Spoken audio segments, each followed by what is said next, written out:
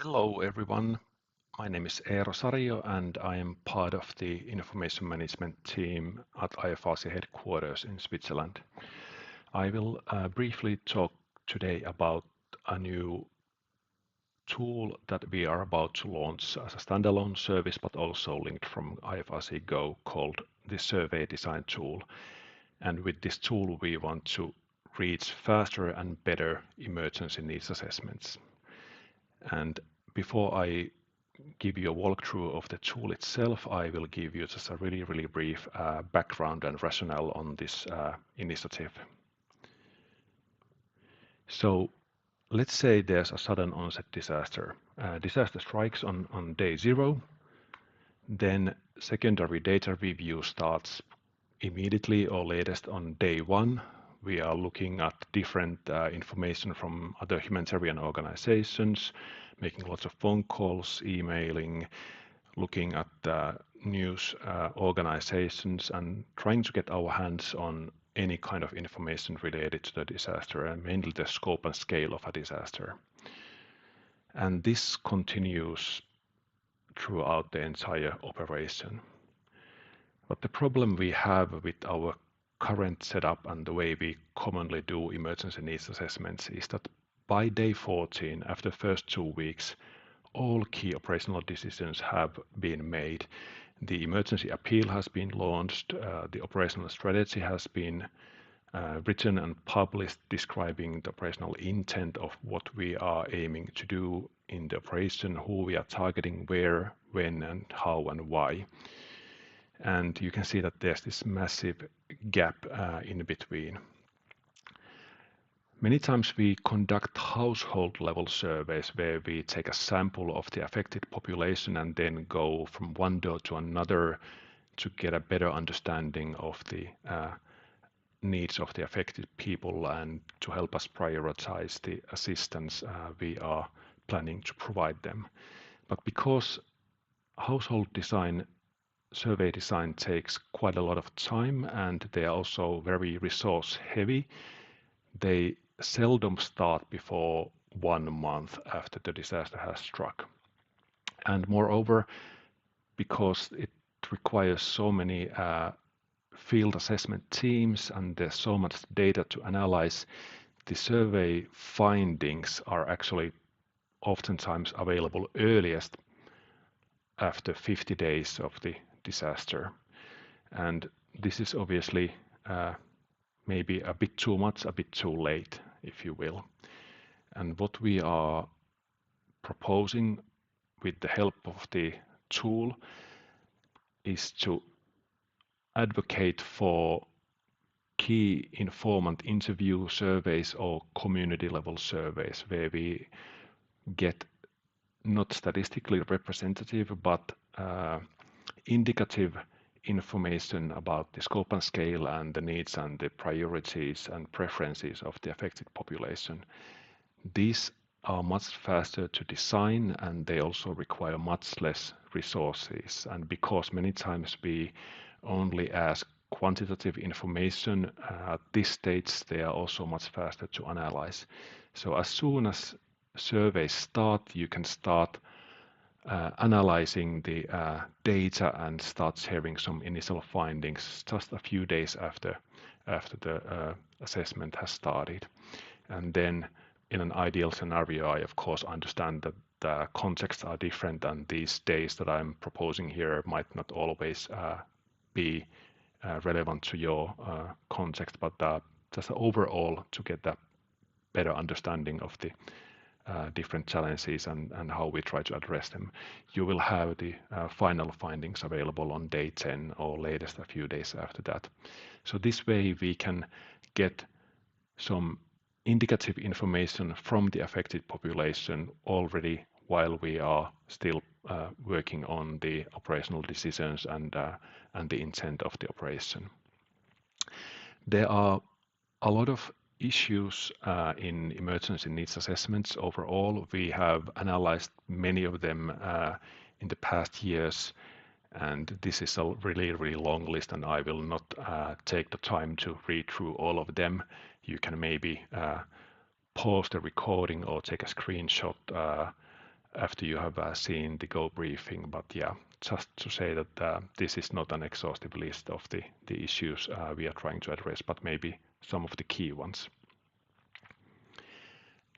This is the background and rationale of the tool and the question bank behind it, and I will next give you a brief demo of how it looks like and what it can do for you.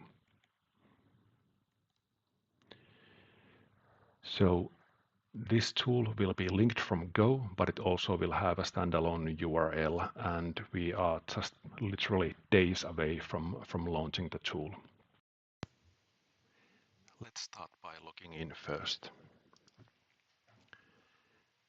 Survey Design tool uses Go single sign-on, meaning that if you have credentials to IFRC Go, you can use the same credentials also to log into Survey Design tool. Because I already have logged in previously to Go, I can just click on this button and just click Authorize. If you currently are not logged in to Go, then this tool will ask you to type in your Go username and password. So basically there are 4 steps in designing a survey using the question bank behind the Survey Design tool. First you define the scope of the survey, then you select the questions, or how we call them, modules and submodules. Then you define which languages you want to have the survey in, and then you generate and publish the survey. So it's a really simple tool but very powerful.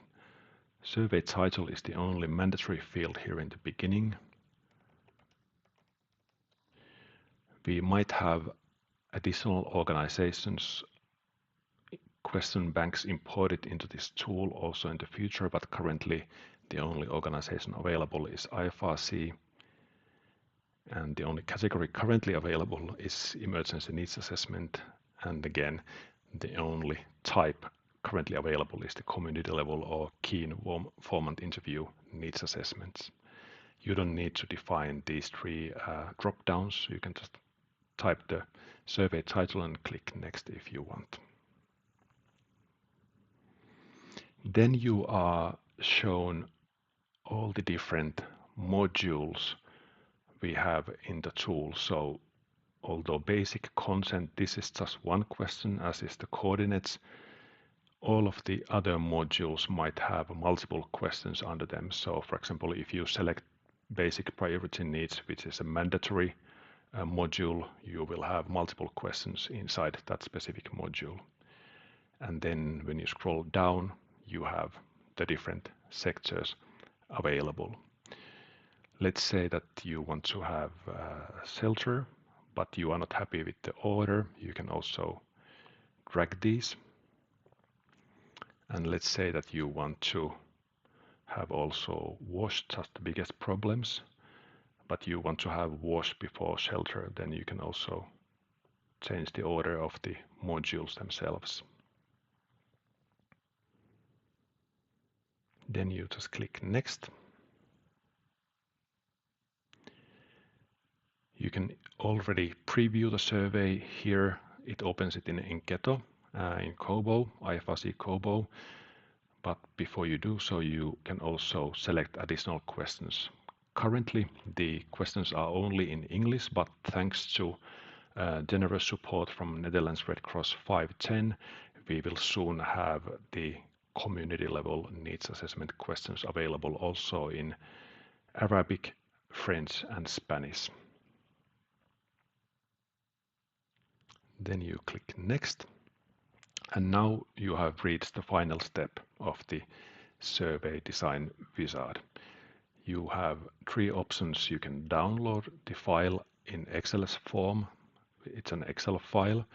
Then you can do further edits and then upload to IFRC's Kobo toolbox.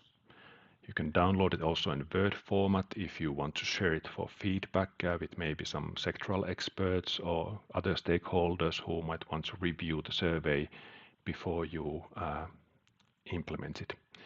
And then last but not least, if you have defined your Kobo API keys under your user account, you can also directly push the survey to IFRC's COBOL toolbox just with the click of a button.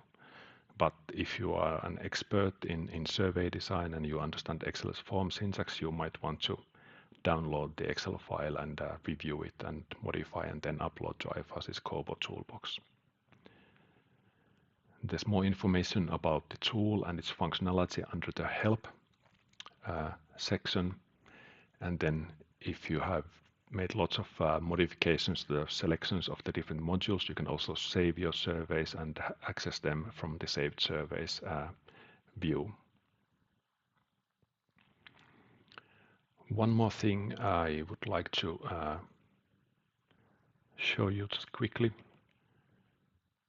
is that you can also open any of these modules in the administrative view. So let's say you want to find out what questions are part of this basic priority needs question. There's this pop-up icon here next to each of the modules, and when you click on it, you are taken to the back end or the administration interface of the tool. You will have only view access here, but you can see every single question that is part of that specific submodule. So here we have 13 questions. So let's say biggest need 1. You click on it and then you can see what is the most important need in this community. And then there's a choice list assistance need that will give you the options for that select one type question.